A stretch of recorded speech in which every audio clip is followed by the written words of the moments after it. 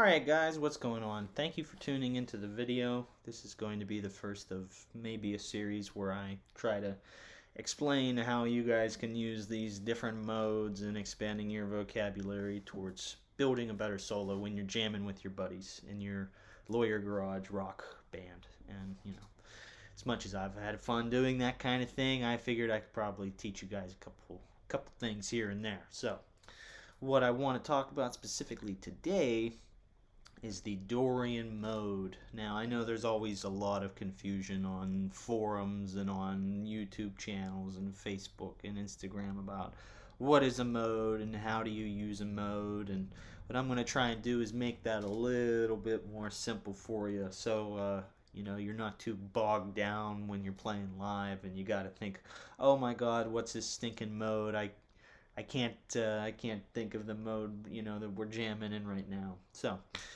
first and foremost, if you're going to use the mode, you got to know where it's coming from. So what I was playing was mainly in A Dorian, really entirely in A Dorian. And you get A Dorian, really any Dorian scale for that matter, is you derive it from the parent major scale. So if I'm in A Dorian, that means that I am working with the notes from a G major scale. So G, A, B, C, D, E, F sharp, and G. But don't get confused there, because the key itself is not in G. The key itself is in A. Your tonal center, you have to make sure you understand that your tonal center for these, for whatever you're playing at this point right now, is in A. You might be using the notes from G, but when you play, when you play a 5 chord underneath that, I mean, it's really going to sound like it's pulling towards the A. So you got to make sure you understand that first and foremost. And you get it from starting on the second note. You start on the A, B, C, D, E, F sharp, G, and A. And you can learn all the different patterns and boxes and all that jazz, and that'll give you a ton of really good licks. But you also have to understand, this is almost as important as just simply knowing where it comes from, is that there are specific chords that can be associated with all of these notes, and they are referred to as diatonic chords that are diatonic to the key. And I'm not going to show you all of them, because then this video would be a million years long. But the ones I really want to focus on today are A minor 7, B minor 7, and D7. Now, usually you'll have, in like 4 bars of music or 8 bars of music, you'll have, 4 bars of A minor 7, and then it'll go to either this B minor 7 or it'll go to the D7, and that just both of these chords are typically subdominant, meaning they're a preparation. They're a preparation towards going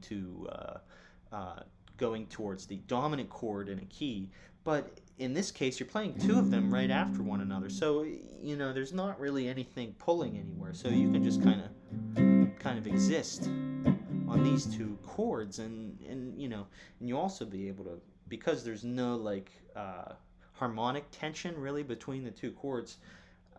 Really, all of these notes are available. With certain modes, you'll have certain notes where you play them and it just sounds ugly. But with this one, depending on who you ask, myself included, you can really play any note over any of these chords, and I think it'll sound satisfying. Maybe to a super deluxe trained ear, they might get a little nitpicky, but for what we're doing right now, it's pretty safe to say that you can really use all of these notes with no stipulations. Now, one way we can make this easier for me to for you to get this under your fingers is to look at it like this. So most guitar players, their first scale they learn is A minor pentatonic. I mean, through and through, that's like the Guitar Center, jam scale. Everybody plays that stinking thing. It's been beat into the ground. So what we can do, we can use this as a tool, actually, where we can, try to keep in mind all these pentatonic boxes, Everybody knows all of them. And we can just simply add 2 notes to them, and then we will be able to get, we'll have that kind of pentatonic feel underneath our fingers, but we'll know, we'll be able to add these 2 notes, and you'll just, you'll have it down pat really quickly if you can connect these two ideas together. So the notes that we are adding in turn are B and F sharp. So instead of that,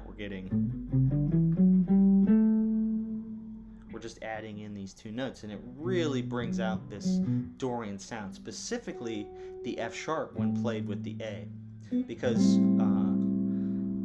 certain notes when played over a chord will create more or less tension. There are, specific, chord tones won't really clash too hard with the chord that's being played, but one thing, when you're looking at like a scale, a B is really going to clash. I mean, that is a close in proximity to an A, intervallically speaking. So this is really going to sound kind of wonky, but it really gives you an interesting sound to the scale you're playing. Now, the way we analyze this is, first we take the scale and we look at the notes. This is all, your root note is obviously the first note in the scale. You might think that the B is, the second note, which it is, but you want to make sure you understand that you're not looking at it as the second note in the scale. You're looking at it as a higher tension. So say you have an A minor 7 arpeggio, right? A, C, E, G, A. But instead of going to A, if you go to the next note 1/3 above it, that's B. So then you have instead of the 7th note, you can treat that as the 9th note. We refer to that as a tension, and this specifically is tension 9. And you can do the same thing with the F sharp, where this one would be tension 13 over this chord. Now, these kinds of things change per chord and per, chord scale, but strictly speaking, you just need to understand that when you're looking at the B and the F sharp in A Dorian, they are respectively the 9 and the 13. So now that we've cleared up what exactly is, A Dorian and how we can how we should analyze these notes specifically, whether or not it's a chord tone or a tension,